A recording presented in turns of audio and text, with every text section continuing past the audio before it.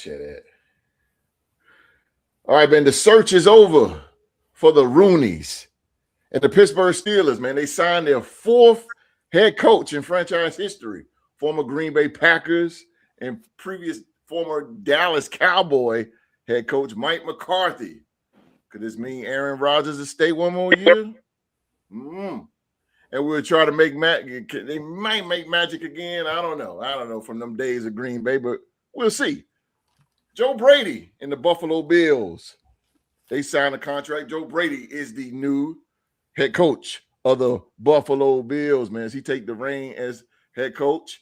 And Todd Monken comes back home to the Cleveland Browns, man. He is taking over in the Cleveland Browns head coach, man. So I got the questions.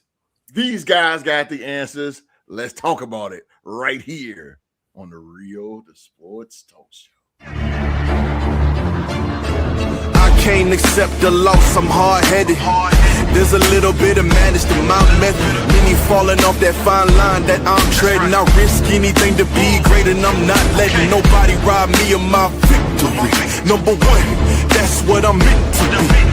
When by any means, only thing that makes sense to me, I can make nice or make history. I got that dog in me, yeah. Turn me up, big energy, got the crowd going nuts. I got that dog in me, I take on anyone, I don't need a one-on-one. I got that dog in me, yeah. I'm talking all bite, no bark, I could rip your squad apart. I got that dog in me, I take on anyone, I don't need a one-on-one. I got that dog in me, yeah. I'm talking all bite, no bark, I could rip your squad apart. I got that dog in me, so what's up? Yeah, so what's up? I told her move over.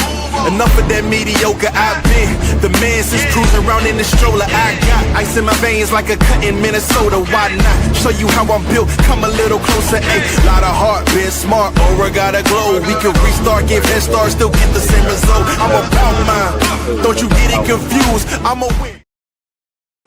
All right, man. Thank you so very much. Thank you guys for being here with us on this Saturday night, wherever in the world you are right now.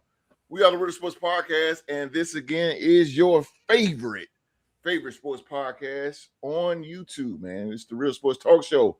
And around here, me and the guys, man, we talk about the hottest thing that's going on in the sports. I mean, the hottest news that's going on in the sports world today. So you can check out some of our sponsors in the description box below.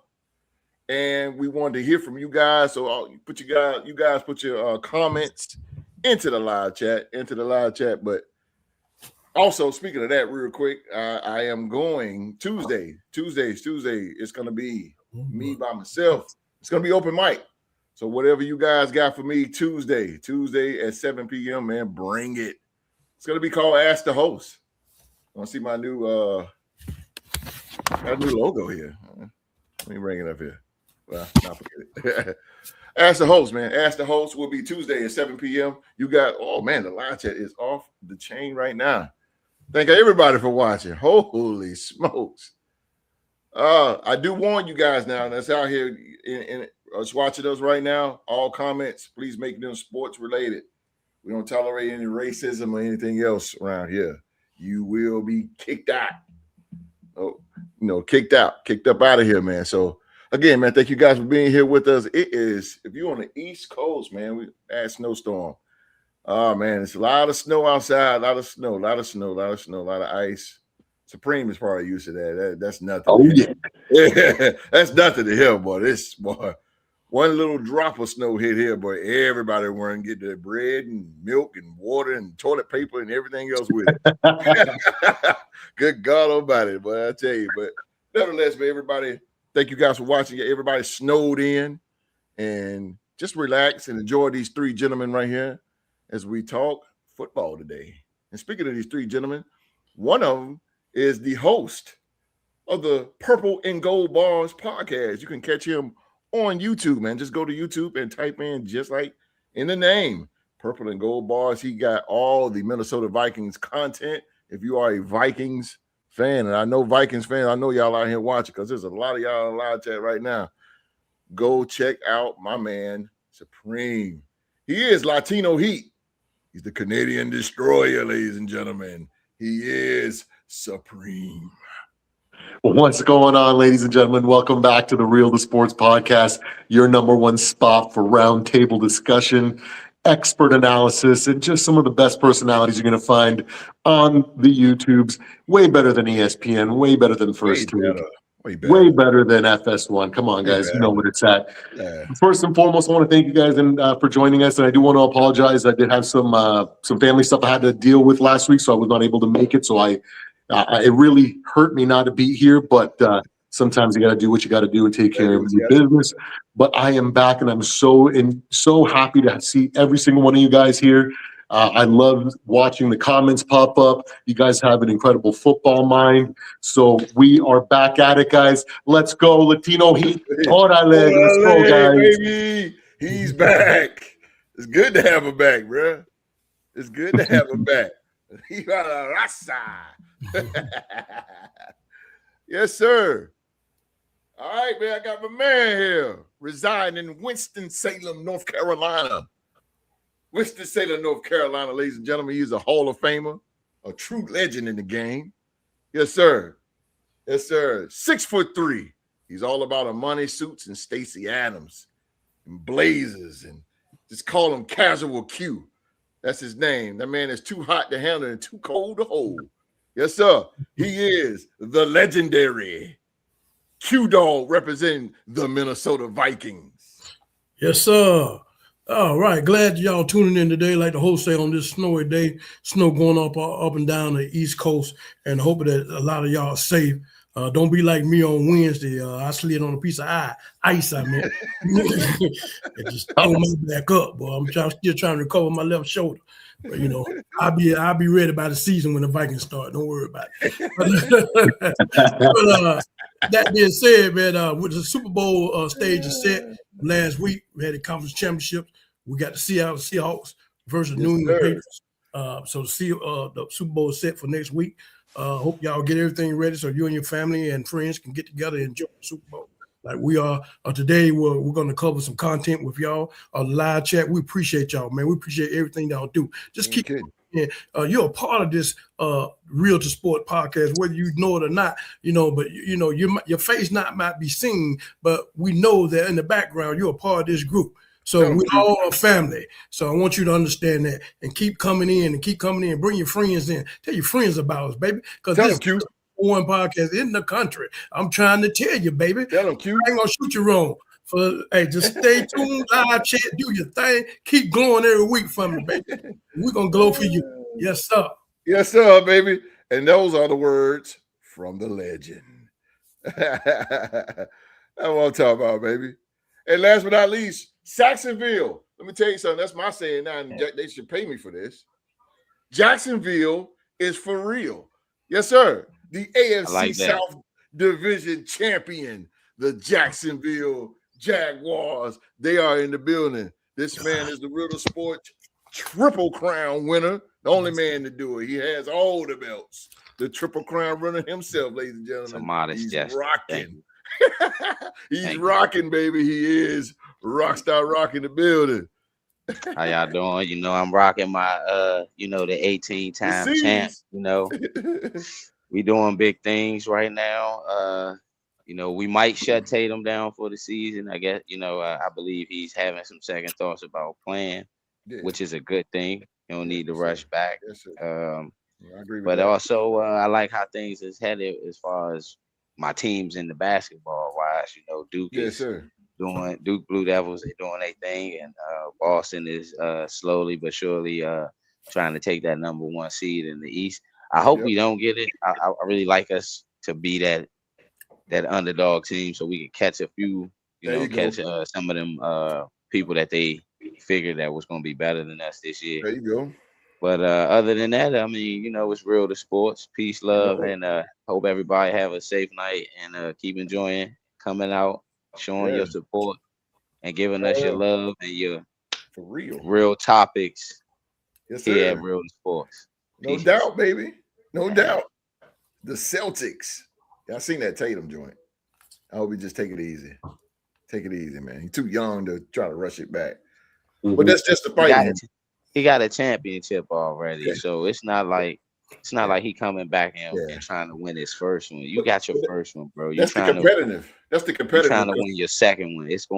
You don't want to break that trajectory already because you have an injury and risk it even worse. Right. And that's the competitive. That's the competitive in him, man. Because you know who his mentor is, man. Kobe. So he ready to rock and roll, but body ain't gonna let you. Even Kobe knew when it was time to allow his injuries and it made him a better cerebral assassin, not to use it, but it did make him a better cerebral assassin on the basketball court. Absolutely, because he got to sit and see certain players' weaknesses and use that coming into the next season. So absolutely, if I was him, I'd just use this as a scouting year, man. Yeah, just relax. You're too young. Just relax, man. Just relax. You're going to playoffs anyway. Jose Ventura. Jose Ventura's in the building. What's up, Jose? Melanie Farfan. Okay. Monkey Man. Well, these names is off the chain. It's off the chain. I don't know what in the world. I'm just going back home a little late. Okay. Okay. Just going back home. Like you just sat on the keyboard there, bro. Champagne McComb. Appreciate you, though. When you get home, man, don't forget to turn us on. Don't forget to turn us on, but make it home safe, bro. Yeah, don't text and drive. Yeah, don't text and drive, people. You can watch him drive. Yeah, you can do that. Just listen. Yeah, but don't comment and drive. No, don't do that. Don't need that. Don't do that. I ram Hakeem, Black Reagan, huh? I don't know. Well, thank you anyway. Oh, damn. Okay. Ukraine is in the building. All right, Ukraine. Ukraine is in the building. Yes, sir. Okay. International. Viewers international. Oh, boy. Greensboro, North Carolina is in the building. Thurman Lee Highsmith from a Tuesday. From a Tuesday joint coming up in here. North Carolina checking in. Greensboro, North Carolina. What's up, Thurman? T-High. We call you T-High. T-High. And I cannot have a Real to Sports podcast or talk show without the queen. Sheila Dupree is in here. There we go. Sheila Dupree. Yeah. Virginia Beach is in the house, host. Hey, gentlemen. Yeah, so. That's right. That's right. But look, with Sheila Dupree, you gotta, because she is a United States veteran. United States veteran, man. Salute to her. Thank you for it, sir. For real. The Navy. I'm Canadian, but I still appreciate it. Yeah, man. Appreciate her. You guys keep us safe, man. Army, we're dogs, but we need in the Navy. I can't do that. In the Navy. Okay, I ain't gonna even do it. The Navy's in the building. Sheila Dupree. My man Greensboro. T-High is up in here. Ukraine. It's crazy. Ukraine. Holy smoke. We're getting international now. Holy smoke, man. Ukraine is in the building. All right, man, let's get this show rolling. Let's go up here. Let's go on over here to the AFC. AFC North. Lord have mercy. The Pittsburgh Steelers, y'all. The Pittsburgh Steelers. The Rooneys. Got their fourth coach. Franchise history. I'm talking about former Green Bay Packer. Hold on. Can I have a shout out? My channel name is Sloss Balls. Sure. Carter Sloss. Sloss Balls. Go check out Sloss Balls on YouTube, man. Everybody that's watching. Yeah, you can get a shout out, bro. No doubt, man. No doubt. I'll give you a little publicity. All right. Only this time for free. Sloss Balls. What's going on? What's going on, y'all? But yeah, Mike McCarthy is the new head coach of the Pittsburgh Steelers. So I know the guys got a lot loaded to say in this whole thing here. I'm gonna say this and I'm gonna get out the way. No problem, brother. No problem. Sloss Balls. Check them out on YouTube. I might check you out when I get a chance. See what you got. But yeah, man. The Pittsburgh Steelers, Mike McCarthy. I know a lot of Pittsburgh Steelers fans, man. They are pissed, and I don't know. I'm gonna step out of the way and let the three guys, the three wise men, take care of this here. If I get the urge, I'll jump in there, right? But let's start off. We got to start off with purple and gold bars himself, man. Supreme. Now, Supreme. My question. God damn. Woo! Lord have mercy. Here we go. Because I got a feeling this right here finna be hot. But Mike McCarthy, but why did the Steelers choose? Why do you think the Steelers chose Mike McCarthy as their next head coach? And how much did Pittsburgh background play into his decision? Yeah, that's a good question. It's hard to say. Well, we know they're going from a defensive head coach, right? So, yes, sir. And he's an offensive-minded head coach. He's experienced, he's established, right? So there's that aspect. There's a little bit of speculation that by having him there, maybe it might entice Aaron Rodgers to stick around for another year. But I think it was one of those situations where they wanted to move on to an offensive-minded coach. This team is notorious for reloading. They never rebuild, and I was saying all off-season or all end of the season, they need to commit to a rebuild. And of course they didn't, because why would they? And I think it's just one of those situations where when you reload, you want to go with a veteran kind of coach, someone that's been there. And if you want to go offensive side of the ball, more focused, especially when you got offensive weapons like DK Metcalf and you got Kenneth Gainwell coming out of nowhere, that O-line has been spectacular. That offense can really elevate to another level with an offensive-minded head coach. I think that's the main reason why they're looking to move on to Mike McCarthy. It's just elevating that offense. And because I feel like they feel that that's going to be the easiest path to success for them. That defense was old, man. They got rid of slow play Slay. He's an old man now, and Jalen Ramsey's old. Like he's pulling hamstrings doing the gritty, and it's just one of those things. Like there's so much. It's such a longer road to build a defensive-minded team or defensive juggernaut. So I feel like logistically or logically, it was better for them to pivot offensively, and with what they have on offense, and if they might just they can turn into a team that can just create shootouts, and if their defense can just get young, be willing to just be hustle first, everybody crashing on the ball, even if they're not great skill players, that hustle can make up for it, and give that offense a little bit of extra chances, or maybe some extra possessions there might elevate them past, especially in their division, right? So I think their division, I don't think they're very scared of really anybody, now that they've got Harbaugh's gone, Lamar, let's be real, Lamar's just a great regular season quarterback, and there's nothing really to be scared about. Cleveland, their defense is getting older, and they have to figure something out on offense. And they got Todd Monken coming in. We'll talk about him in a moment. And Joe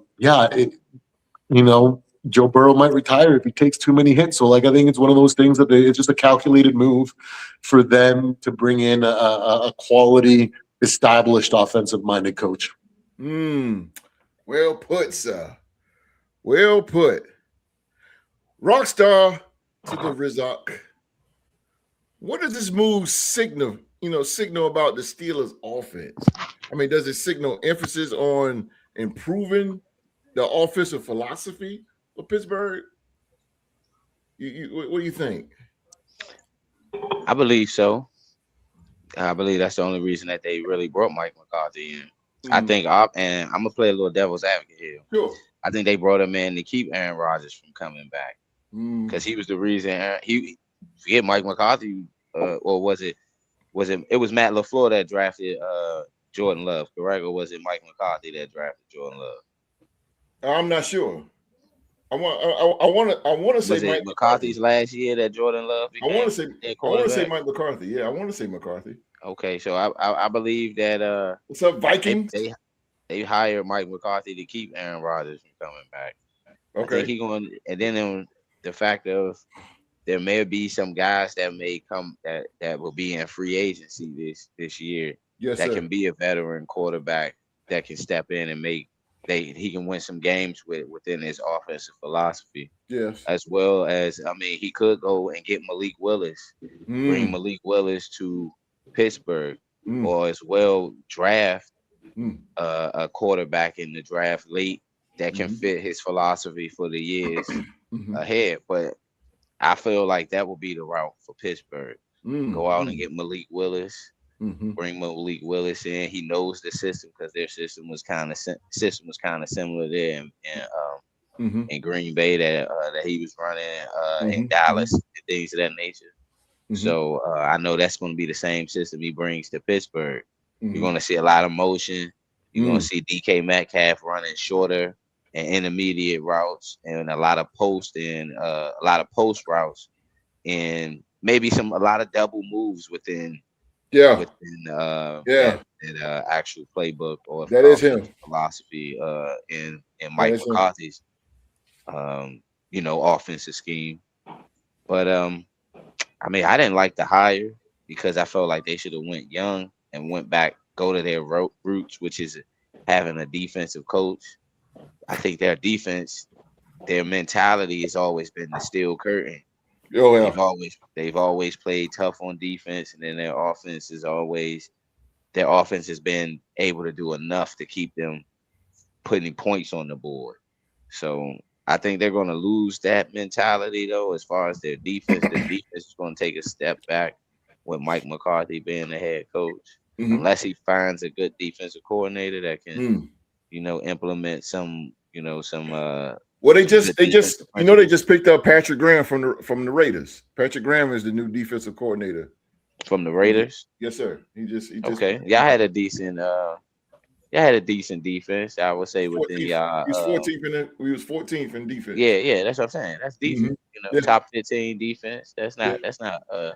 In some circles they would say that's not great. That's good, but a top 15 defense in the NFL. With practice guys, you had a 4. Your record wasn't as great.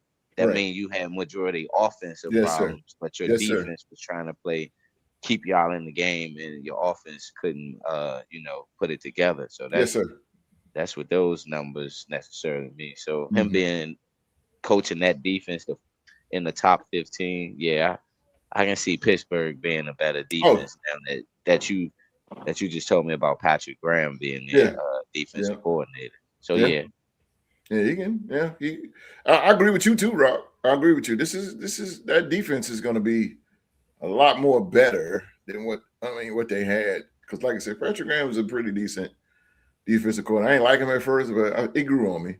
The 2000, I had decent cornerback. I mean, my bad not to cut. No, you're fine. Decent.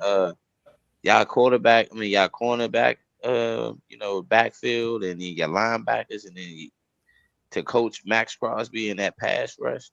Like I said, we went from 25th to 14th in a year. So I ain't Patrick Graham. Like I said, he made sure chicken salad out of chicken shit, and he did it. Just didn't win no games, but it is what it be. Young Mark is in the building. And he is the 2025 Real Sports Podcast MVP. Oh, Lord, he's shooting shots already. Why the Vikings fire the GM? They must be clearing a spot for Q-Dog to take over. The dog, why not? Q, get in that goddamn office. Wouldn't be a bad shot, bro. Speaking of the dog, Teflon Don. What's up, Teflon? McCarthy's butt cheeks. Ooh. Teflon, what's up with you, bro? What's up with you? I'm glad you came back, man. Appreciate you coming back. Part of my Tuesday night crew. How about them Hornets? Bud City. We in the building. Hey, Hornets, they beat my Spurs. That's what you want, Mark? Okay. They beat my Spurs. I told Mark, man, he got to calm down, man. Until the Hornets make the playoffs, then you can talk. They rolling like a big shot. We're not talking about the play-in. We talking about the playoffs. They rolling, boy. They number one in a lot of things. I give them the 6-game winning streak. They doing their thing, but make the playoffs first. Yeah, make the playoff. But it's a good game, though. They beat us. Yeah, it's good for the NBA to see Charlotte as a winning organization. Yeah. And the Panthers and the football being a winning organization for the state of for the Carolinas. You know, because people in South Carolina also like the Hornets and the Panthers. Right. You know, as a state team. Hornets. That's good. Though. I didn't learn that until I moved down there. Yeah, that's the only time you gonna learn it. You like the Hornets. What? But yeah, they beat my Spurs. Fair and square. It was a good game. But speaking of the dog, all right, Q, because you've been going against this. Okay, so Q, what I've been hearing is the name has come up as Will Howard. And those of you who don't know who Will Howard is, he was drafted 2 years ago out of Ohio State. Will Howard is quarterback for the Pittsburgh Steelers. Didn't really get no shine with the Russell Wilson and the Justin Fields saga, and now Aaron Rodgers and that. So nobody knows who the hell he is. So Q, you've been going against this guy, and I'm talking about Aaron Rodgers, for 18 years. You've been seeing this guy in that NFC North division. So you know Aaron Rodgers and how he plays. You know Aaron Rodgers. You know not to give him a few seconds on the clock, even though he's 42 years old now. But you know Aaron Rodgers through and through. And you know Mike McCarthy through and through. So my question to you, Q, is how does the hiring of Mike McCarthy impact Aaron Rodgers' chances of returning to the Pittsburgh Steelers next year?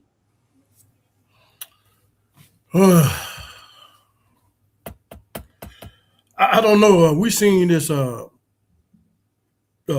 saga try to reunite when we tried to reunite Rodgers with Devontae Adams in the New York Jets, and we see how that went.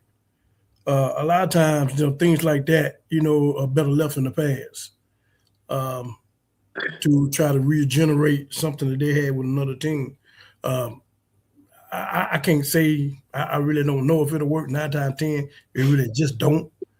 I think this is a strange hire because we know the history of this organization.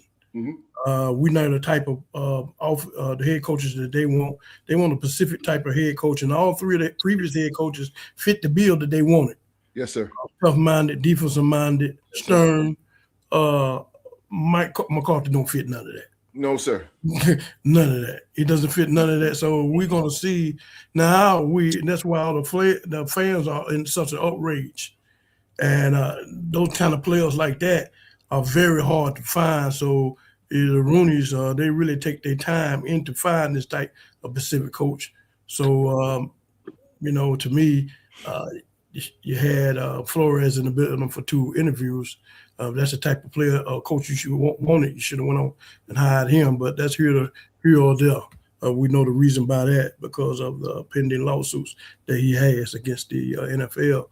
But you're bringing in this type of coach in, and I've never really been a Mike McCarthy fan. I've seen that a lot of times. I've seen when you have coach Aaron Rodgers, and also players like Aaron Rodgers. If they don't like a play, they're not gonna call it. Mm-hmm. It's just that simple. He's gonna override Mike McCarthy in certain situations. He's a proven vet. He's like on the Peyton Manning level in a way that like I say, if the play call it doesn't feel right for that situation, you're not gonna call it. You're gonna do something else. Mm-hmm. So that's what you might have in that they may have a falling out. I think he's more better in this situation, grooming a younger quarterback, somebody that's coming in. That's what he's brought in there for anyway, for the offense and the groomer quarterback. Mm-hmm. I think Pittsburgh getting away from their ways. Defense, they've been known for a steel curtain. Now, I don't know what it's just been here lately, been just like a regular curtain. So, that being said, that they're getting away from that tradition and running that ball, running hardcore ball, north and south, always having a good power running back there, and not having the slinging the ball up and down the field. That's never been them, really. That's never been them. They just been predicated on defense. We're going to see how this is going to go. Fans just going to have to be patient with this. It's something that they traditionally they're not used to. They're really not. And so we're gonna see. I don't think it's going to work. To me, I just really feel it's not going to work. But I guess it's a change of the guard. I think so too. Vikings 5557 says, y'all gonna have me bugging. The disrespect for JJ McCarthy is crazy. Give the 22-year-old a shot. How was Josh Allen his first 10 games? I'm sure Buddy was calling him butt cheeks too. Hey, I am definitely a big JJ McCarthy fan. I haven't lost faith though, so you won't hear none of that slander from me. But to go back to the Mike McCarthy question, because I think that's the next thing. Was it a good hire or was it good or bad, right? Yeah, sure. Why not?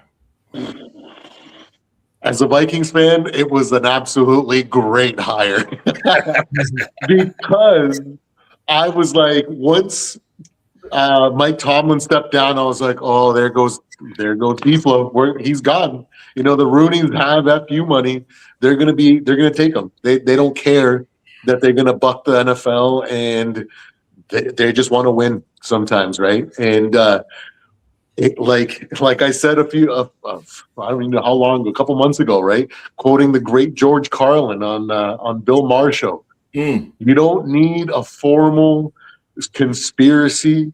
When mutual interests align, people just do what's best for each other. These guys go to the same country clubs, they went to the same colleges and universities, they have the same social network. They know what's best for each other. So they don't have to be like, oh, we're not going to let him have a coaching job. No, they just know that's just not good for their league, not good for them.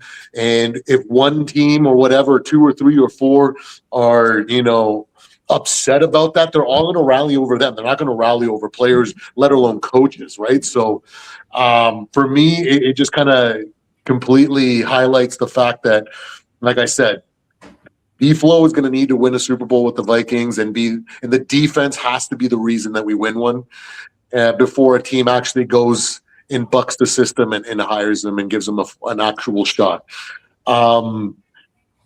As a non-Vikings fan, this was a really bad decision. Let's be real. Like, Mike McCarthy's an established coach. He's done a lot of great things. He's from the previous era of football where that's where he mostly did his damage, right? And the league is evolving, right? I get it. It's a logical decision. Let's find an offensive-minded coach that's going to allow us to go with the strategy that we always go. We reload. We don't rebuild. And we don't have to take a chance with a young up-and-coming OC that might flame out and ruin it for us. Like, Mike McCarthy's going to play ball. He's going to work with the Roonies and with the organization, and they're going to work together. Unlike a young coordinator, right? Might definitely want to just do things their way. So I understand why the fan base is upset with this hire. There's so many other options that they could have gone with, like namely Brian Flores, to go back to the roots, like Q Dog was saying. This was the steel curtain. This is defense first. Yes. If anybody was going to build that culture and have a leader of men, an old school, hard-headed kind of drill sergeant kind of coach, B-Flow was the guy. I am ecstatic as a Vikings fan, though, because we dodged a massive bullet. We get to have B-Flow for the next few years, solidifying our team and making sure that we can continue to grow the way that we need to. So, great decision as a Vikings fan. As an NFL fan, that was a horrible decision. Oh, I got to jump in this. Let me go ahead. Let me say something real quick. Hurry up. Yeah, for a few seconds. For the Viking fan that came in a live chat, I can't go into this in depth, but just tune in tomorrow night on the Purple and Gold Balls and how we're going to depth in your question. But I will say that KLC has his job on the line, and JJ McCarthy will not be quarterback of the Minnesota Vikings next year. You might not see him in another Minnesota Viking jersey. I promise you that. But I will go into depth tomorrow on the Purple and Gold Balls podcast. So let's go. All right. So Mike McCarthy, again, I think with the Roonies, I think the Pittsburgh Steelers, this is just my opinion, I think they just played it safe, yo. I think they just played it safe. Absolutely. Mike McCarthy is he's just a safe coach. Yeah. Okay, and all three of you guys have said the same things, and I agree with all three of you. I really mostly lean towards Rock in the offense, because, ladies and gentlemen, as you can see, in the National Football League, teams are starting to get more offensively. Mike McCarthy is an offensive guy. Get it. But like Q-Dog said, and Supreme, that the Pittsburgh Steelers are losing their aura. Their thing is tough nose, steel curtain, all that, from Chuck Noll to Bill Cowher to Mike Tomlin. Those are tough, strict guys. This guy's not. He's not. So that's why they're playing it safe. You get the best of both worlds with McCarthy. He's not a coach that's going to handle adversity on the team, because he really never had. He had the Packers and the Cowboys.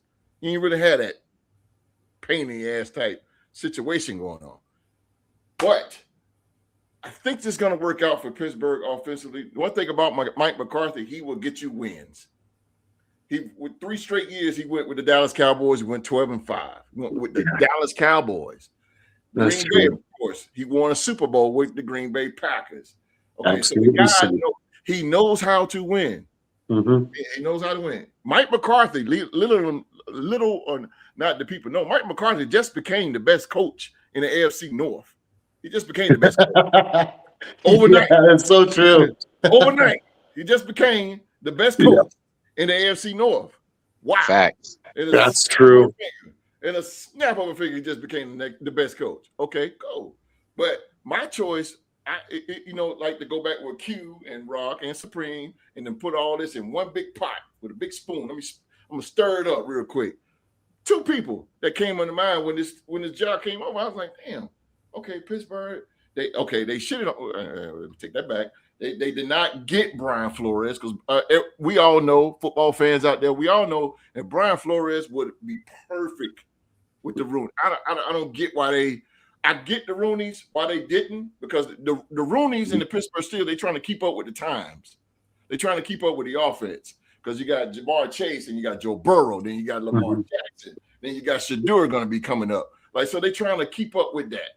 I get that. But the best choice for me, 2 guys, would be Vance Joseph for the Denver Broncos and Jonathan Gannon, former coach for the Arizona Cardinals. I would lean towards Vance Joseph because he's been head coach before. The reason why I said Vance Joseph, because he got second best defense in the National Football League behind the Denver Broncos, behind the Houston Texans. Okay, the guy has been there before. Is he tough? No, he's not. But he knows defense. Pittsburgh is always known for defense. 3-4 defense, matter of fact, that Denver runs. So and on top of that, Vance Joseph is 53 years old. Mike McCarthy is 62 years old. So you mean to tell me this guy, you're going to get 8, probably 6 best years out of this guy till he retire?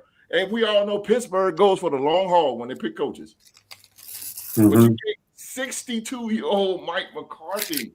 Well, if age is a factor, why not Robert Saleh? He's a good defensive-minded. Robert Saleh would have been there. That would have been a great option too.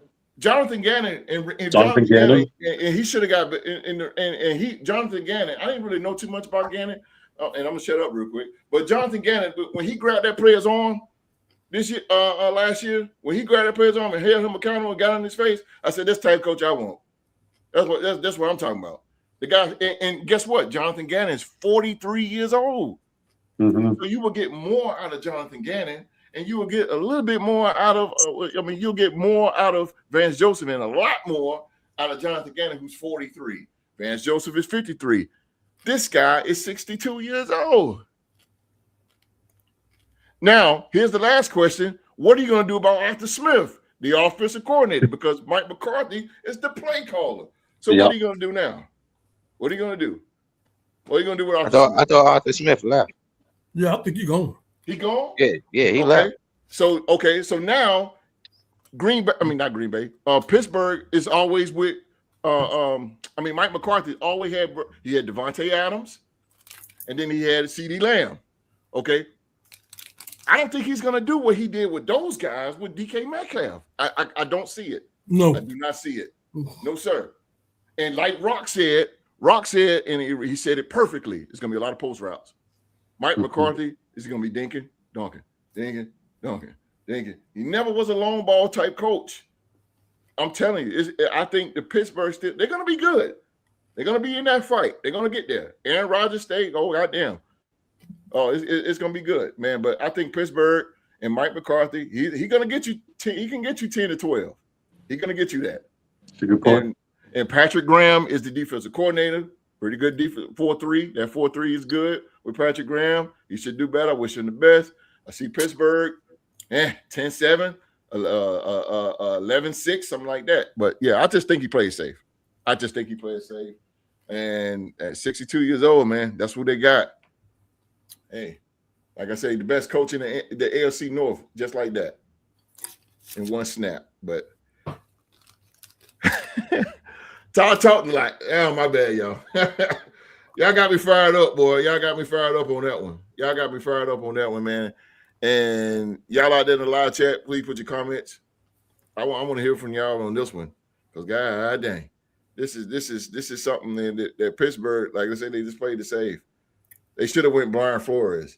Mm-hmm. One thing I would say though is you can't count out these rookie head coaches, because it didn't show over the last few years. Some of these rookie head coaches have put teams in the playoffs. We just seen Liam Cohen do it. Joe Brady going eventually do. He gonna do it, being the new head coach of Buffalo. I honestly think I think Cleveland might be the sleeper to take the division next year. If they start Shador from the break and give him a full off season as prepping him as the starting quarterback with a new with a new head coach that is an offensive minded. Todd Monken is an offensive minded guy as well, and he's a genius, man. But here's the thing with Mike McCarthy, Rob. Deshaun Watson be the backup, even though he got all that money. You gotta let him be the backup, man. You can't stunt that man Shador growth, and he didn't won them. He's the last winning quarterback for real, right? If prove me if I'm wrong, right? Yeah. He won the majority of their games this year. Shador Sanders did. Shador's a Pro Bowl quarterback. You guys hear? Yeah. As an alternate, as a rookie fifth rounder, made the Pro Bowl. Well, Todd Monken's going to use that. I don't. This AFC North has went from the best division. They're probably going to be one of the. I ain't gonna say the worst, but they're going to be mediocre. They're going to be right there in the middle. It's going to be interesting, though. It's definitely going to be interesting. And must-watch football, though. It's not going to be great. Definitely offensive division. Definitely offensive division. It's going to be a good division, though. It's going to be the NFC North. In them games, going to be NFC North, AFC North. They the same. NFC North, AFC North. They all offense. They all offense. Yeah, all of them. Yeah, let's go to Buffalo. Let's go to Buffalo. Yeah. Buffalo Bills have chosen offensive coordinator Joe Brady after 9 years of Sean McDermott. 9 years of Sean McDermott. We talked about this last week, I believe. And Joe Brady now is the new head coach of the Buffalo Bills. He gets to be the first coach in that new stadium in Buffalo. This is a mixed reaction I've seen from Bills fans as well, but it's in-house. So let's go to Rock. Let's go to Rock on this one, man. Rockstar Rock on this one.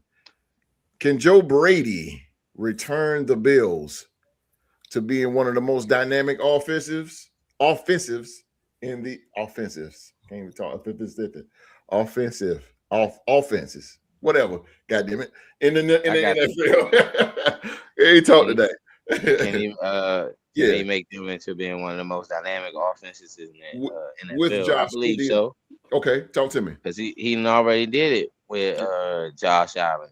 Yes, sir. The years that they had them deep playoff runs into the AFC Championship, he was the offensive coordinator. He revitalized the way that Josh Allen played the game, because like someone said early on about Josh Allen. Josh Allen was butt cheeks in his first 2 years in NFL. He was close to breaking Eli Manning's interception record in his first 2 years. That shit, it was getting a little ugly out there. Right. Until they brought in Joe Brady, who was the offensive coordinator, I believe, for the Carolina Panthers, if I'm correct. And that's when they brought McDermott over. He was with McDermott in Carolina under Ron Rivera and whatnot. So I like the hire. I think he should have been I think he should have been a head coach a long time ago at another organization. I was hoping he would have been our head coach a few times before we got Doug Peterson, or I'd have liked to see him be the head coach at New Orleans before Kellen Moore got the job. So, but you know, he's where he's comfortable. Already have a superstar quarterback that knows how he's going to call plays for him. They already have a rapport and a good camaraderie, and they already know how to win. He's already making sure that his top receiver that they drafted in Keon Coleman feels comfortable being in a Buffalo Bills uniform after his GM and his owner made him look like they didn't even want the guy when the GM really wanted to draft him. So I like the hire. I do believe he's going to make Buffalo a great offense. It's just that I'm worried about how that defense is. Josh Allen can't put up 50 points a game and think they're going to win. Can't put up 40 points a game and think they're going to somehow keep a team from scoring 40. You can't put up 40 in the NFL and stop a team from scoring 40 unless your defense is that daggone great. Absolutely. If you don't have a good defense, you're going to be giving up the same amount of points you're putting up on the board. We've seen it time and time again. And that's where Josh Allen gets burnt out in the playoffs. So I like to see how much who else he adds to the staff, you know, as far as defensively, as far as their coordinator, because that's been their problem.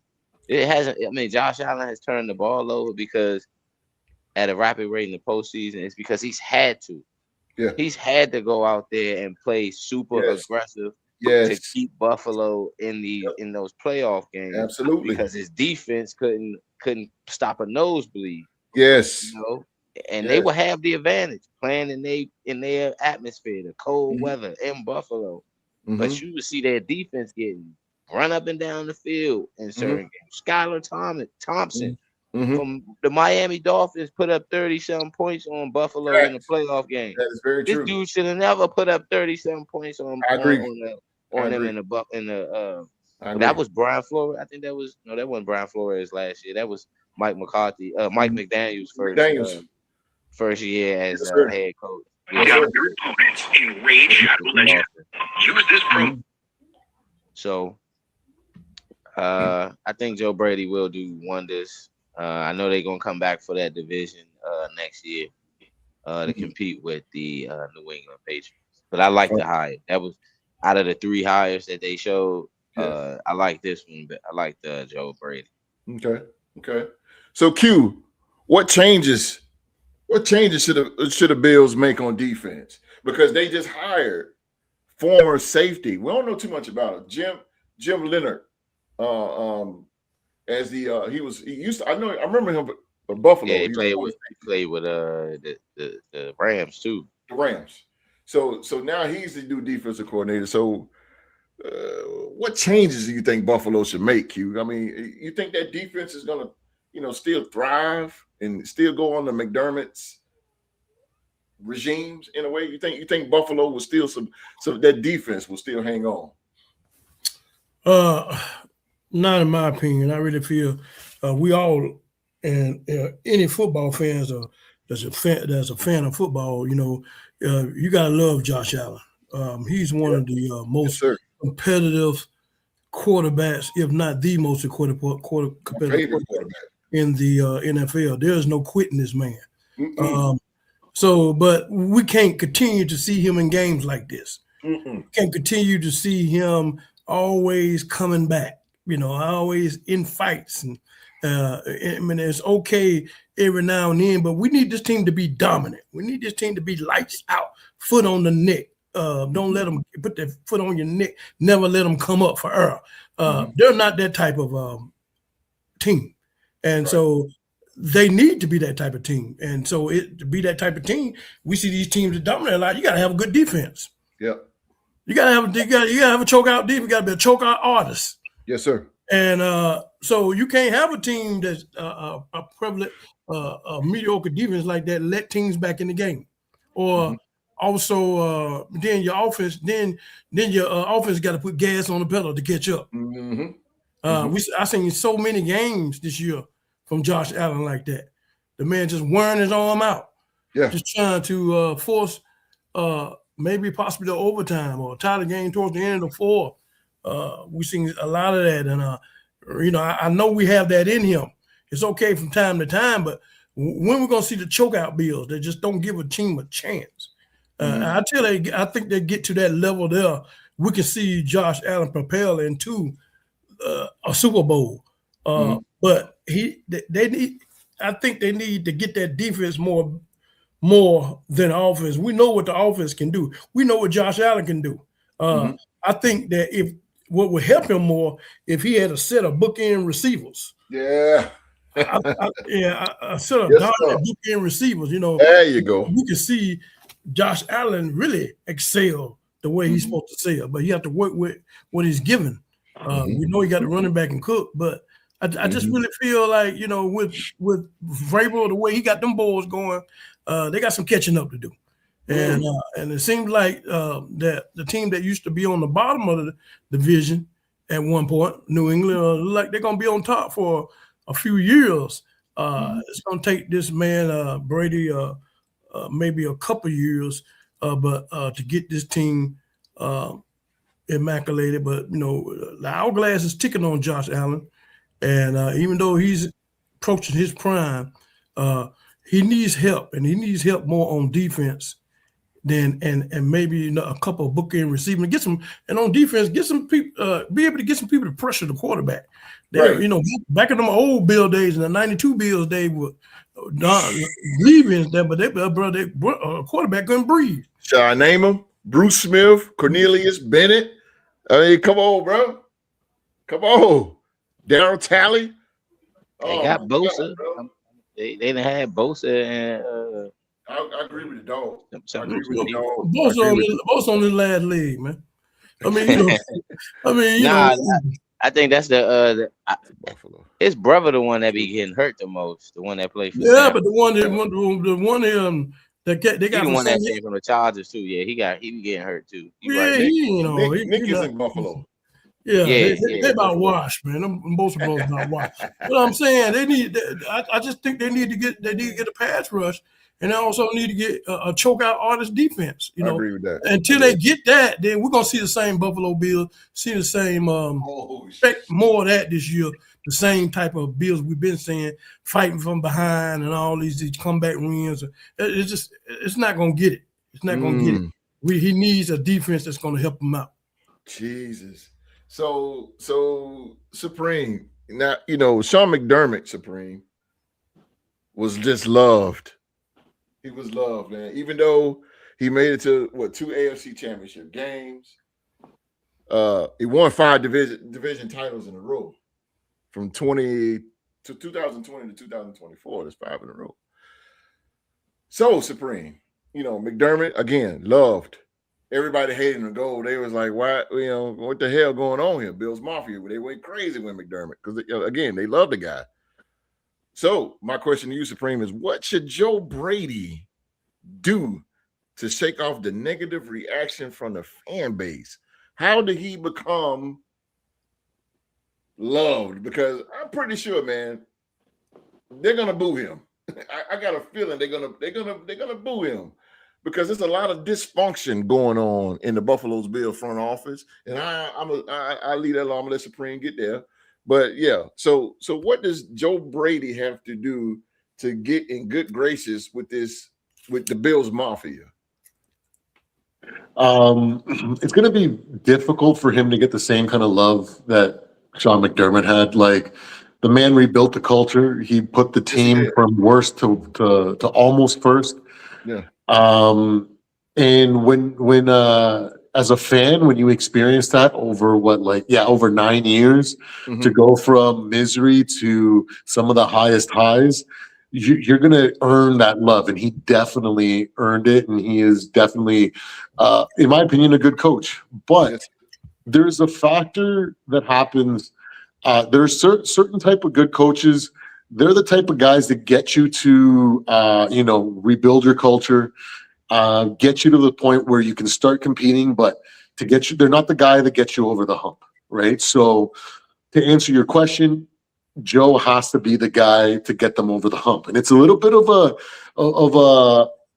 a tall task, right? Because this is his first head coaching job. He went from LSU, quarterback coach there, if I'm not mistaken, to Carolina, offensive coordinator there, and then over to quarterback's coach there too, and then to Buffalo, where he became the OC.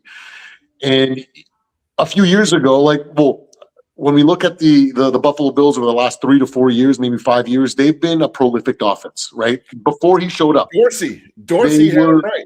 Dorsey was the offensive coordinator. They've just been an offense that can pile on a ton of points. Right. But I think he's got his foot in the door when it comes to earning that fan base's respect, because he was the guy that coined the phrase, everybody eats, right? That's what all that fan base was saying.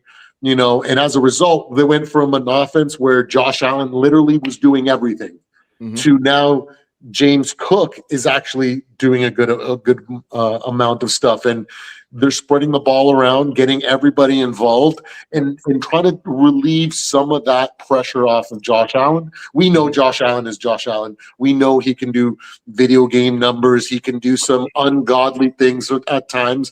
But like Q was saying, you can't rely on that. You can't have that be the sole way of winning, because you're just going to run out of that secret sauce eventually. And when you get to that AFC title game, when you get to that Super Bowl, it's going to be run out. So he's got the foot in the door by creating that trust that he's gotten in that fan base with the let everybody eats kind of mantra, and showing how he's kind of evolved the offense since he took over from Josh Allen reliant to an everybody kind of like team effort on offense sort of thing. And now he has to make the best decision for his defensive coordinator. I didn't look into that. I wish I would have.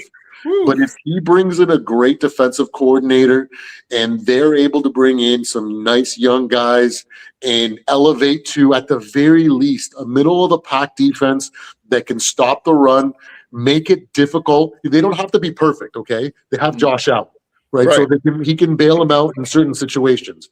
But he can't be relied on every single drive.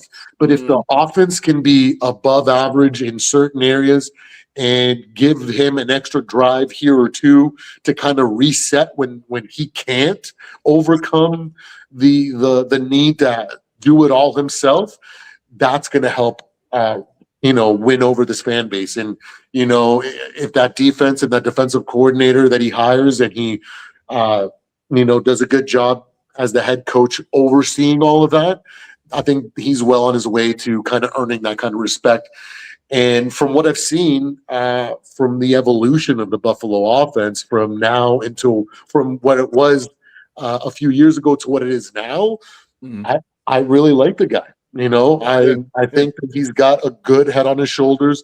He's not a home run hitter where it was before, where it's like, just give Josh the ball. Let's let him run the ball. Let's let him just do everything and just put up those video game numbers. Let him play Madden out there let's just save that. And let's involve James. Let's involve the tight end. I can't remember his name right now, but Dalton Kincaid and Keon Coleman. I really like Keon Coleman because I think he's a fun young kid. Like his first presser, talking about the coat that he got. He's just a really lovable kid. You can tell that he's been brought up right. He's immature and young, so he's of course he's had some issues there, but he's on his way to becoming a good receiver. Maybe not a number one, but a competent number two, a contributor, right? So if he can continue that, and on top of building a team around Josh Allen in that offense and taking some of that load off and trying to save that secret sauce for when it actually matters late in the season, in the playoffs, instead of having to try to win games like that in September. You know what I mean? I think that he will be doing a really good job of having that fan base fall in love with him. Plus, it's going to be a new environment. You know, it's going to feel like we got a new football team, new stadium, and maybe just moving on might just be what they need. And that whole everything together will kind of help them kind of accept and kind of fall in love with him. I personally think it was a good choice for him to be the coach from what he's done in Buffalo already. And if not, he would have gotten a head coaching job somewhere else anyway. So you better lock him up before he gets stolen from you. So I think he can do it. I think he can definitely win the fan base over and turn this thing around for them. I think so too. And I think that Kyle Shanahan, Sean McVay, Kevin O'Connell, those type of guys have really started a wave. And when it come down to young head coaches, this guy just became the youngest head coach in the NFL, 36 years old, Joe Brady. Everybody's going young and everybody's going offensive. It's a catch-22 in that, though. And I get that. But my thing is, can you handle situational football? Can you handle player personnel? Can you handle that? And I'm not saying Joe Brady can't. I can't say no. The dog said no.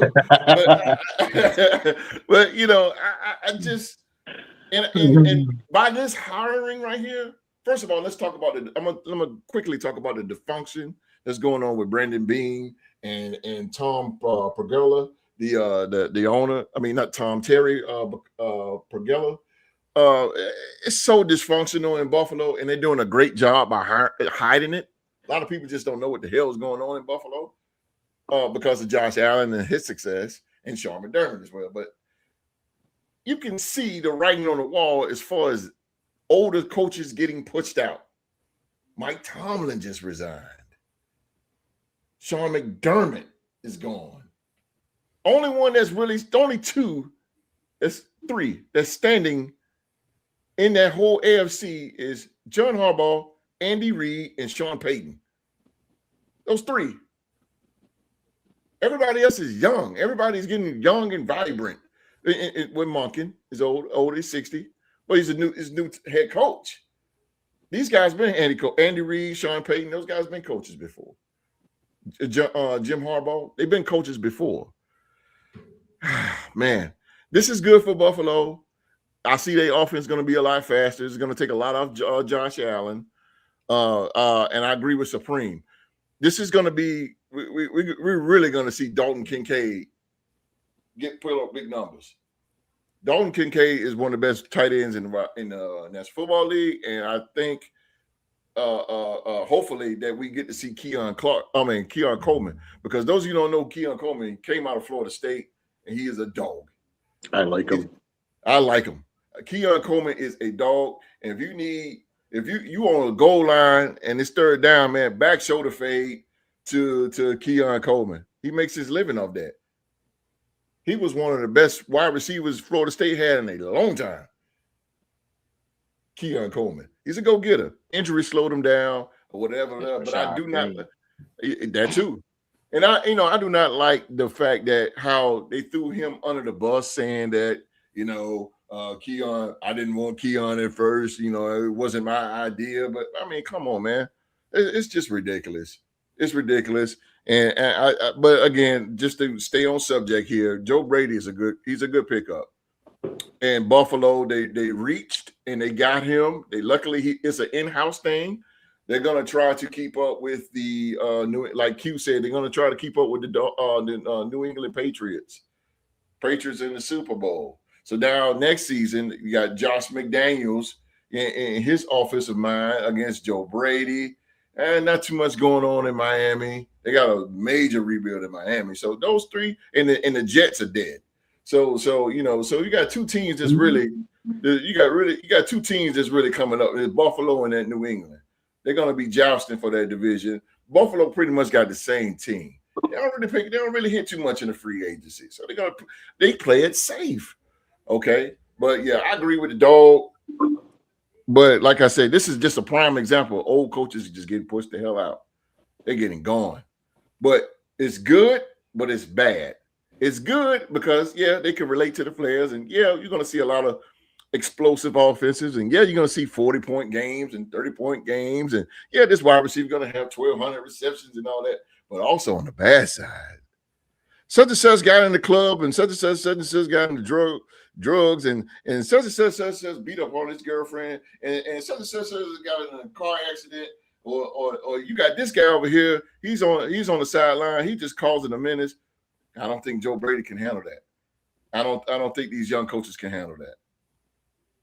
I don't think that. I think it's a lot to be a head coach, man. It ain't sitting there holding a playbook to your mouth all the time like this. It's more to that. Now, host, have you been an NFL coach before? Because you talking like you've been an NFL coach before. No, I have not. But I am a coach. And it is a whole lot to it because you got to handle what's on the field, and then you got to have behind you, which is the personnel. And then you got a headset. So you got everybody talking in your ear. You got the defensive coordinator, special teams. You got the line coach and everybody talking. And you got to concentrate on that. I don't know if Joe Brady can do it. I don't know if he can do it. It's a good pickup, but I don't know if he do it. Oh, shut up. Okay. All right. All right, man. But Buffalo, what do y'all see Buffalo, man? What do y'all see Buffalo with Joe Brady, man? I see 11. 10, 11 games. 10, I see 11, 11, 12. 11, 12 for Buffalo again. They went 12-5. No, they go 12-5. 11. What they record? Shit. 10-7, I believe. Hell if I know. But anyway, they're going to go to the playoffs. They're going to go to the playoffs. But like Q said, it's going to be the same thing, man. They might can get to the AFC Championship game and bloop. Nope. It's just sad. Change your regime, Buffalo. Change it up. And I know you try to get Joe Brady in there, but change it up a little bit. And like Q said again, get some receivers. You need a number two. Keon Coleman is a number one for sure, but you need a two. You need some help. And Brandon Cooks is not going to do it. Not going to do it at all.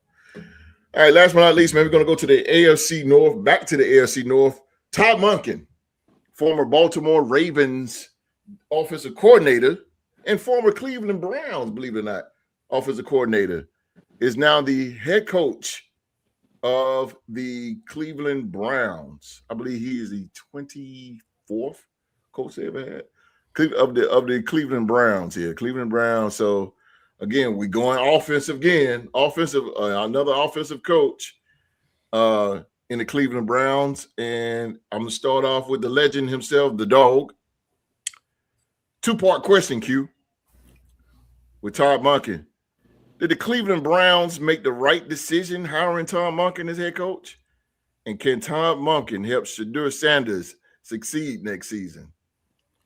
I think Todd Monken should have ran when he had a chance. You just said a quote that here's the 24th coach in this organization. Yes, sir. That's too many damn coaches. Too many coaches. We done seen how players come through this organization and leave and succeed somewhere else. Yes, sir. This starts with management, man. This starts with the owner. I think they still had the previous owner for these 24 coaches, man. Yes. Quite evident, man. I just think they just don't know what they're doing. Right. This team is really a head case to even talk about, even to begin to talk about, because you got holes here, holes there. And it's just like you just can't hang your hat on something. Right. I mean, not just players. I'm talking about coaches. Management. What can you hang your hat at? And it just, to me, I don't know, man. I wish this man well. I don't really have too much to say. It speaks for itself with this organization. Shedeur, you got a tough road ahead of you. Maybe you and Monken can come together and maybe make something out of this thing, give it a spark, take 2 rocks and get a spark, let's start a fire or something. But I mean, this organization is a disaster, man. And so that being said, man, I really don't have no high hopes for this organization. I don't know. We've been saying this for a long time about this organization. Yeah. We can go all the way back prevalent to the dog pound days, back when Belichick? No, Browns. Who should be on quarterback? Bernie Kosar. Bernie Kosar. Yeah, I mean, way back. Bernie Kosar. We had players. You remember Wester Slaughter and Brian Wester Slaughter, yeah. We had players back then. Frank Minifield. Hanford Dixon, cornerback. They had something going way back then. It was in the early 80s. There you go. Ever since then, we ain't been talking about nobody.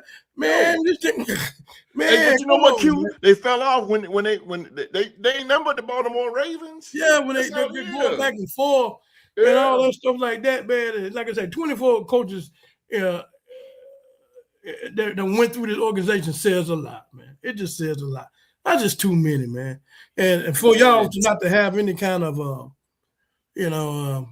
rest in peace, Jim Brown, man. I know you was a dominant player for this team, way back in the day. But man, I just don't. I don't know, man. I just my hat's off to the man, and hopefully him and Shedeur Sanders can get his team a spot. Maybe they can get 6 wins out of this junk, man. I don't know, man. I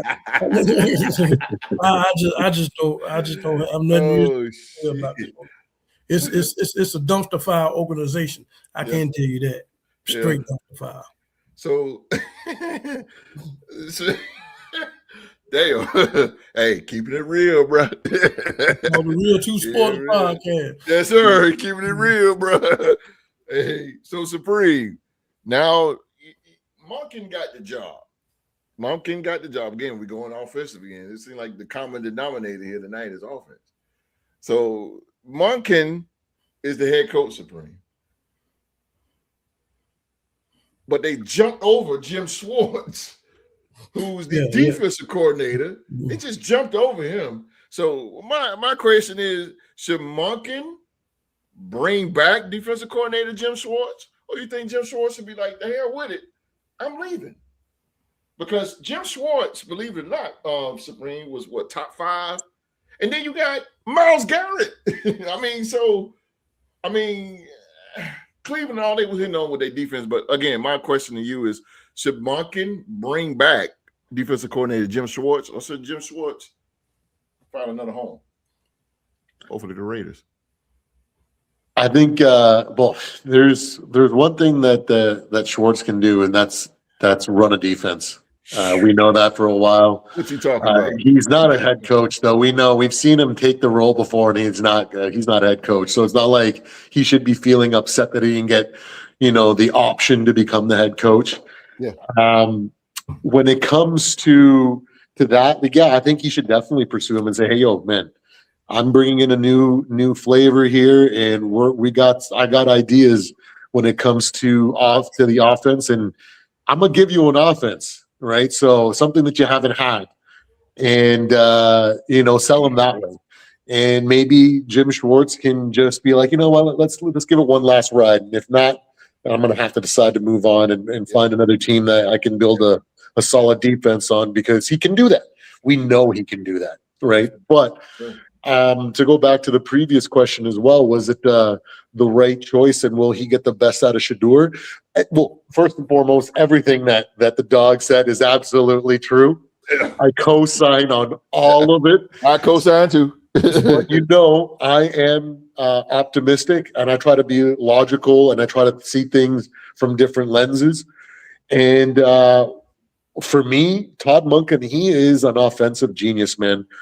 To take that Baltimore Ravens offense and completely be able to hide what Lamar's weaknesses were and make him look like a top-tier quarterback is something else, okay?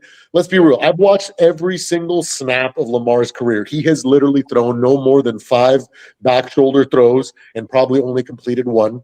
They don't trust him to throw into coverage. They don't trust him to lead his receivers. It's always incredibly well-designed plays that maximizes strength and at the same time confuses the defense into worrying too much about Lamar and the run game. And then all of a sudden, Isaiah Likely gets out open. Mark Andrews gets out open. Zay Flowers gets out open. And Lamar Jackson can hit a wide open receiver like nobody else, okay? Right. He has that. At least he has that kind of accuracy. But when it comes to with that knowledge, knowing that he was able to make that offense look as good as it has in the regular season at times, I think very much so he can do something similar for Shedeur. You know, if he can hide all of Lamar's weaknesses, he can hide all of Shedeur's weaknesses and coach him up to do the things that he needs to do and focus on his strengths. The kid has a little something. Okay, there's 5 years ago, we used to say stuff with rookie quarterbacks. We used to have patience. We used to know that rookie quarterbacks get flustered. Rookie quarterbacks make mistakes. Right. They are supposed to look bad. They're supposed to fumble the ball, throw interceptions, and we were okay with it. And the thing that we would hear commentators or announcers say, man, but did you see that one throw that he made in the game? That was a big time throw. And when he develops, and if he can do that now, the sky's the limit. That has disappeared in modern football. Everybody wants an immediate impact. They want to see what Jaden Daniels did in year 1. They want to see what CJ Stroud did in year 1. Oh. So they're just impatient. Trash. So when I look at Shedeur, he doesn't do a lot of things great, but every once in a while he throws a really nicely placed ball. He has he can scramble and he is a playmaker, but he's just so incredibly raw. So you bring in an offensive genius like Todd Monken. We don't know if he's a leader of men. We don't know if he can take on the head coaching role and actually facilitate that, because that's different than just being the OC, right? So there's a lot of things working against him. Right. But with all that being said, and with all Q said, and all that being 1,000% true about this dumpster fire organization, I'm going to ignore all that and just think optimistically and logically. Yes, he can definitely turn this offense around. He can. I think he can definitely get the best out of Shedeur. And he's got a hell of a running back to lean on, right? So, will it actually happen? Probably not. Let's be real. Let's be honest. But he does. He is that offensive genius that can potentially create some sort of scheme, some sort of effective offense to give some of that defense a little bit of a will to play, because they haven't had it. And even when they don't have it, they are lights out. Imagine if they feel like, holy crap, we can put up 24 points now. You know how much harder they'll start playing? You know, so like if anybody can do it, I think Todd Monken can. I think it's a great hire by them, not to mention the fact that he knows the ins and outs of what Baltimore can do. So he's going to have a lot of information for Schwartz if he decides to stay. And I imagine this upcoming season, at the very least defensively, them making it incredibly hard for Lamar to even do anything and kind of prove that they should have moved on from Lamar and not from Harbaugh. So I think it's going to be a fun season. I think this division is going to be great. And you know what? It has been a little bit sooner since the old Bernie Kosar days, since we had a little bit of faith in the Browns. Did we forget about Baker Mayfield? I know season he got drafted. Those 2 seasons, I was excited to see what that team could become. Not much, but he did give him some double-digit wins in one season, right? With 11 and 5, bro. So there was a little hype there, and maybe Todd Monken was the right choice, and maybe he is got the moxie to become a good head coach. And in that division, it's easy. It's easy division for him to develop into a good coach. So boom, yes, easy division. I think he's okay. I think it's a great choice for them. Okay, easy division. I agree with you on that one. Rockstar Rizak.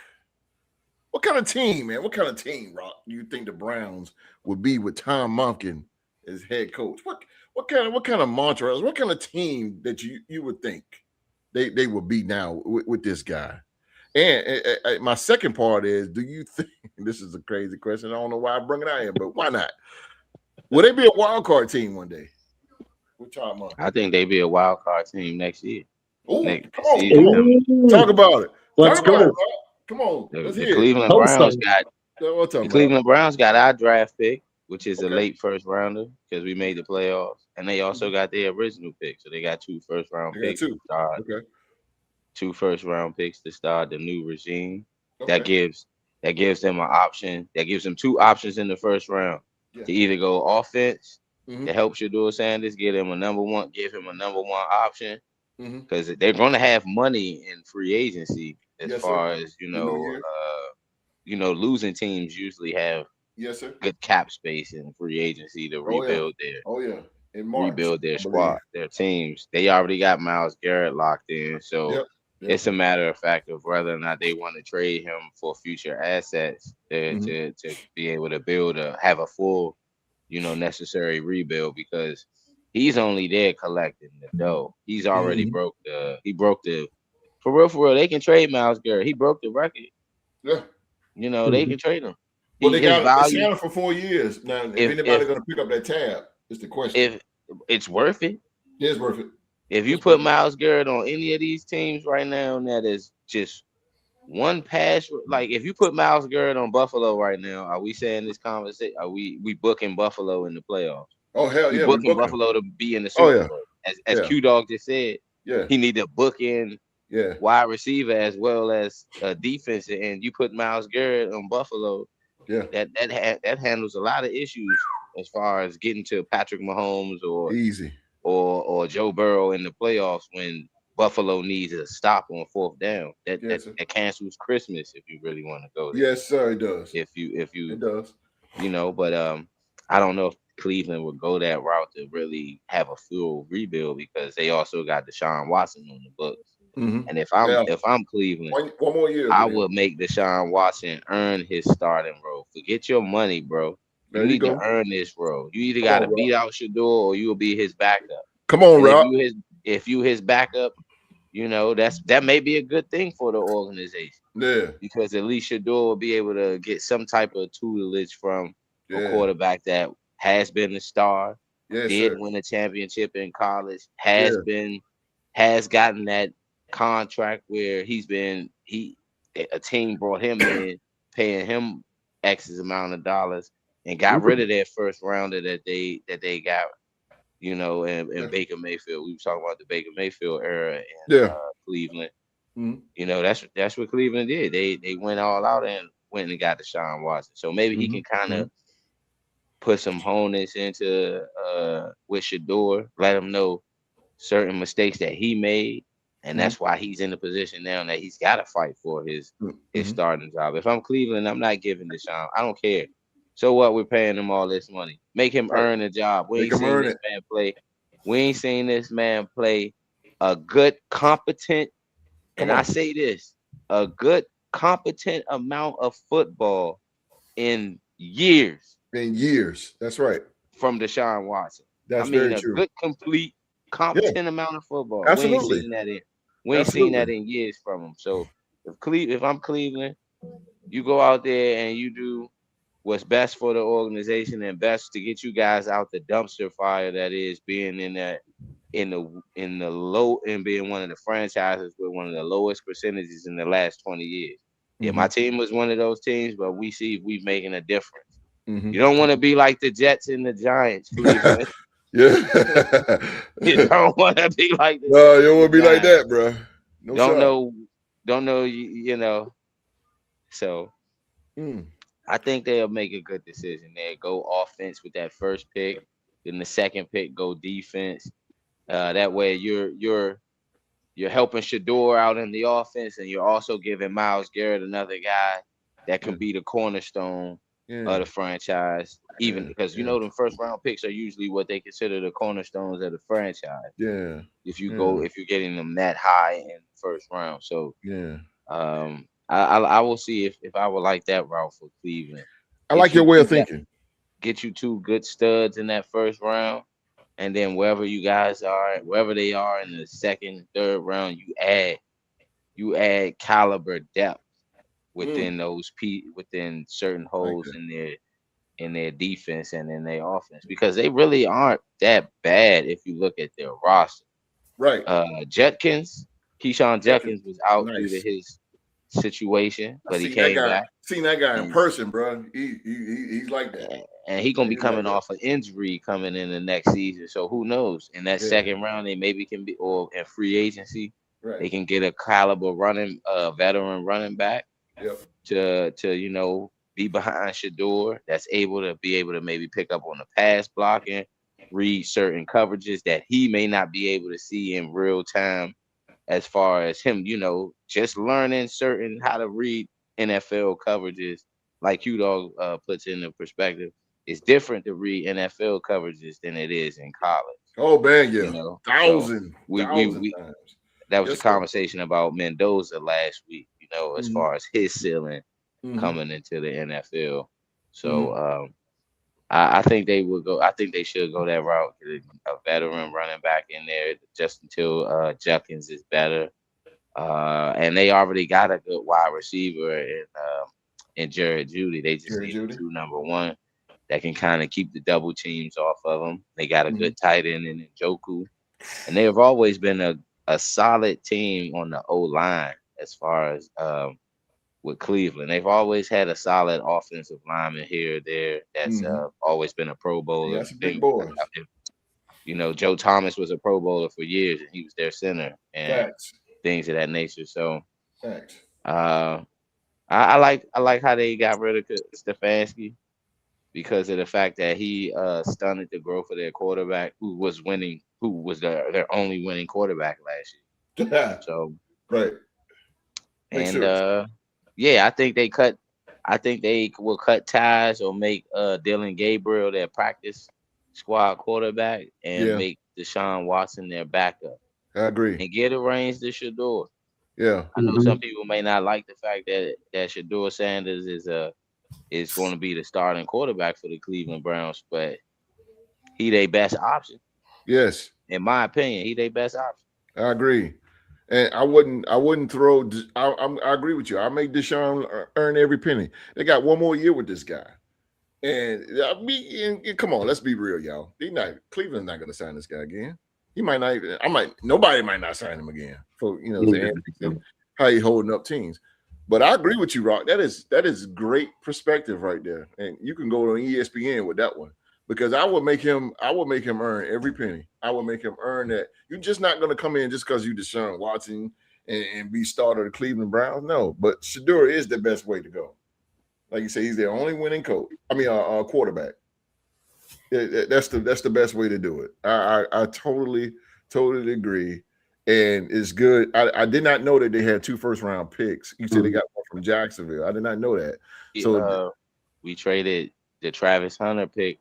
Okay. They had the number 2 pick. We came up to get Travis Hunter, so we gave up our first round for this year. Okay. And that means that they got our pick based off of us making the playoffs, which is probably they probably got the 26th pick or something like that. So that works out for Cleveland, because that's what I said. They get 2 first round picks. Yeah, they was thinking. So maybe the Stefanski was already in the making. Because they already thinking in the future. And that's how I like people when they draft. They think about the future instead of right now. You got to think about it right now. And like you said, Myles Garrett, let's say you got to get a big time player to help Myles Garrett, because God forbid Myles Garrett go down. Then what you got? It's kind of like y'all with the Vikings. Justin Jefferson for a while, he didn't have a number 2. And then boom, here comes Jordan Addison. Okay, Justin Jefferson goes out for 7 games. Jordan Addison held the fort down. That's what I'm saying. You got to have a plan B. You got to have a plan B. Yeah, that's the most important. And Deshaun will be a good plan B. He'll be a good plan B. And let's just do a start. Let the young man start. Monken. Now, NFL fans out there, Monken is not going to run plays like how he did with Lamar. It's 2 different quarterbacks. Shedeur is not a runner. He's a pocket passer. He's not a runner. Can he run on occasions? He's not all that fast. And he can't take a hit, really. He's not really a guy that's going to go out there and Josh Allen it or anything like that. He's not that type of guy. No, hell no. But he's a pocket passer, and he has a strong arm. So I think Cleveland. I think Cleveland going to turn. I think Cleveland. I'm with Shedeur, and I'm just waiting to see what the hell they're going to do. I think their offense going to be kind of like how Brady was running the offense in Wing and Tampa. A lot of intermediate routes, a lot of zigs. The hits. The hitch routes. Mm-hmm. Yeah. Shedeur gonna be in the pocket a lot, so yeah, I believe that's how their offense gonna be, kind of like how that old New England offense. Yeah, I can see that. I can see that. Hit routes. Damn, I ain't seen a hit route. Shit, I ain't seen a hit route since college. Notre Dame was hitting them hit routes. Fire. Those of you know what a hit route real quick is when quarterback, and you can tell the hit route coming because that receiver, he gets in motion. By the time he gets to that tight end, he breaks and he slants really hard. And he quarterback, bam. But that quarterback, you gotta watch that. You gotta watch that that Mike. That Mike. You gotta watch that Mike and the Sam. You gotta watch them linebackers, boy, because you get your wide receiver killed. Told the fuck up. I'm trying to tell you, you get killed, boy. So you gotta watch it. Especially if the DN drop back in coverage too. Yeah. Hell yeah. Them hit. I ain't seen hit route in a minute. That'll be good though. That'll be good. Viking time. The Vikings.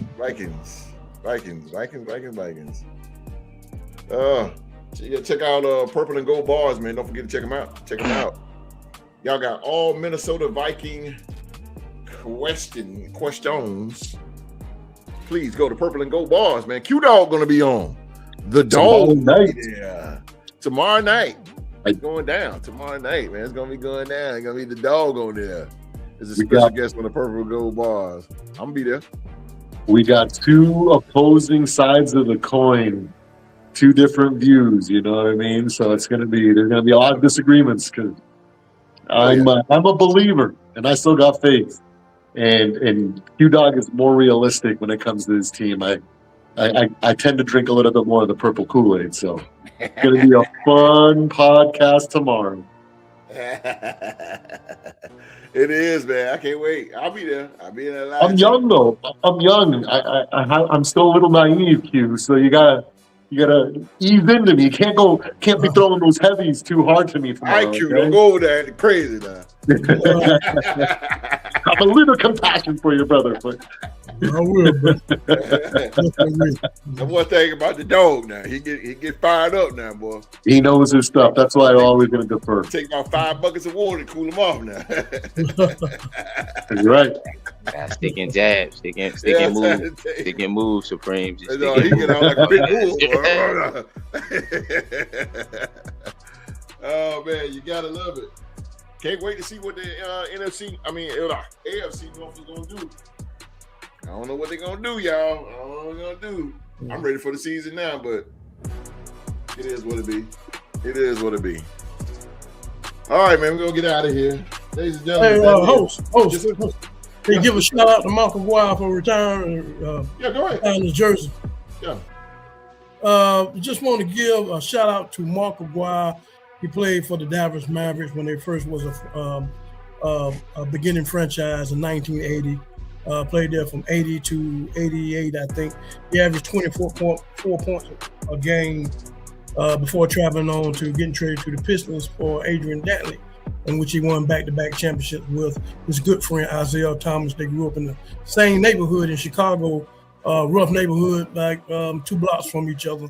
so they're really close friends. But shout outs to Mark McGuire.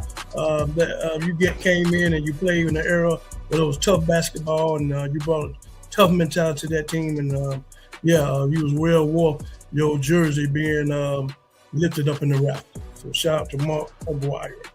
Mark McGuire, tough hombre. Will body slam you to the floor, but man, he had a mid-range, bro. Woo! Oh, he had a mid-range. 2-step. Bam. Bam. McGuire come down on a fast break, fast as hell, and stop right on the dime. Him in the microwave. Oh, God. And Vinny Johnson was out there. It was crazy. McGuire was that dude, bro. And man, Detroit was something else. They was something special, bro. I ain't like him, though, because they were just so goddamn brutal. I ain't like him, but I respect him. I respect him for sure. All right, man, we're going to get out of here, though. That's our show for tonight, man. As always, we want to thank you so very much for watching another episode of the Real to Sports Talk Show. Please hit that thumbs up, man. Thumbs up, we deeply appreciate it. And if you don't mind, hit that subscribe button and turn on that bell for all notifications, man. All notifications. Again, thank you guys for watching. Oh, man. And my Tuesday crew. I don't know where y'all at tonight. Maybe y'all sleep in the bed. It's a little snow out here. I don't know where y'all at. My Tuesday crew used to be up in here. But nevertheless, man, thank you guys for watching the show. And, shout out to Ukraine. Ukraine. That's crazy. Got a Ukraine view up in here, man. Well, we're going to get out of here, man, with the Triple Crown winner himself, Rockstar Rod. All right, I'm just going to keep it short and sweet. Good night, everybody. Hope y'all have a safe and wonderful weekend. Be careful out there with that snow and black ice. You know, don't go out there thinking you can just rock your latest tennis shoes and then bust your ass and then call the ambulance. Put some boots on. Get you some hand warmers if you ain't got no gloves. Ski mask to keep the face nice and good. And real to sports, baby, and be safe out there. I'm trying to tell you, boy, don't go out there like that, bro, because that stuff slick, boy. For real. Keep them legs bent. Lean forward. Real, boy, that's like the dog said he slipped and fell, boy. He trying to recover on that. That's on slick, boy. It's rough out there. Yes, sir. My daughter was looking out her window and watched a lady fall on her face outside. She was laughing, though. She laughed at the lady. Man, at my job, man, the whole road, because the sun is not beaming down through the trees or whatever, man. I had my truck, man. My truck started sliding like that. Oh, and then that same day, that was Thursday. I got off work and about to go over the ice, and I stopped there. I see this guy coming down, man. He was coming fast, but I didn't know where. I said, why are you driving so damn fast on this? Next thing you know, he hit the curb. Boom! And he hit the curb. He hit the curb so hard he jumped out the seat like that. And so I stopped in the middle of the road, man, and helped him. Me and this other guy, man, we had to help him because 2 of his wheels was on the curb and he was spinning trying to back up. So we had to push him out. It's crazy, man. We had to push him out. It took us like 15 minutes, man. And he had an SUV, so we pushing, man. But we finally got him out, man. It's crazy. That junk is slick. And then I had to walk like a cow on ice back to my car like I'm a zombie. Had to walk like this here just to get back to the car. It's slick, man. So everybody out there, man, I'm telling you, do not underestimate this ice. Yeah. Do not underestimate. It will get you. It will, man. Just take it easy. If you're going to drive, and I understand we got to do things and go to the store and all that, just don't hit the brake. Just, you start sliding, just let it go. Just let it go and steer in the opposite direction or whatever, man. But again, man, thank you guys for watching tonight. And I will be back. I'll be back Tuesday night as requested by you guys. I'll be back, man. I'll be at you guys, the audience, man. The review show is done. I'm done with the review show until September. So Tuesdays for 1 hour, I'll be doing a show, and it's called Ask the Host. So it'll be me doing the open mic. So you, the audience, y'all can talk about anything. Y'all got any questions for me? Anything y'all want to come in and just talk football, whatever, for 1 hour? I'll put everybody comments out there. We just talk for an hour, man. We just talked for an hour, man. I appreciate the big turnout, the huge turnouts that come through here on Tuesdays, man. So, and you guys wanted me to keep going, so I'm gonna keep going for y'all. Again, man, Ask the Host will be Tuesday at 7 p.m. for 1 hour. Whatever y'all want to talk about, man. I don't want to talk about. So again, man, we just talked about that ice. So everybody, it's warm out. I mean, it's we're outside. So. Cold out. Stay warm. It's cold. We got 2 more months for that. Yeah. We got 2 more months for it to be warm outside. Can't wait. You ain't lying though. Can't wait to get that 70-degree weather. Man, bro, I wish I was in Phoenix. You know, Miami's getting it too, man. Miami's like 6. Real short, man. My sister talking about it's 60 degrees. I said 60 degrees. 60 degrees. It's minus. She feel like minus 2. You talking about it's 60 degrees. Shit's t-shirt weather, man. What are you talking about? What are you talking about? 60. I said on my front porch, 6 degrees. I said, try here, it's like 10. You know, like, I mean, come on, bro. 12 degrees up here. Feel like it's cold outside. It's cold. It's t-shirt weather, man. Come on now. You Floridians outside in shorts and 60-degree weather. Goddamn Floridians, man. Come on, man. I said y'all tripping out there. Y'all that's nothing. It's different up here, though. You go to Minnesota and Green Bay and Detroit and Canada, Boston, Maine, all that. Freezing. Yeah, they got that. I ain't going to that motherfucker. All them lakes. Johnny West. Outside doing barbecue quote from The Wire. Yeah, dude. That's The Wire, bro. That's a good show there, bro. Omar coming. That's it. I would change. Appreciate you, Johnny West. Johnny West, man. Don't forget, man. I'll be back Tuesday, man. Open mic. Y'all come in, ask me anything y'all want to ask. Talk about what you want to talk about for 1 good hour, man. And I'm gonna get my saying right here. It is winter outside, so everybody stay warm. Keep them immune systems strong, man, and stay bundled up. And on behalf of myself, Supreme, Rockstar Rock, and the legendary Q-Dog, man, everybody around the world, please be safe and stay safe. And that's in order.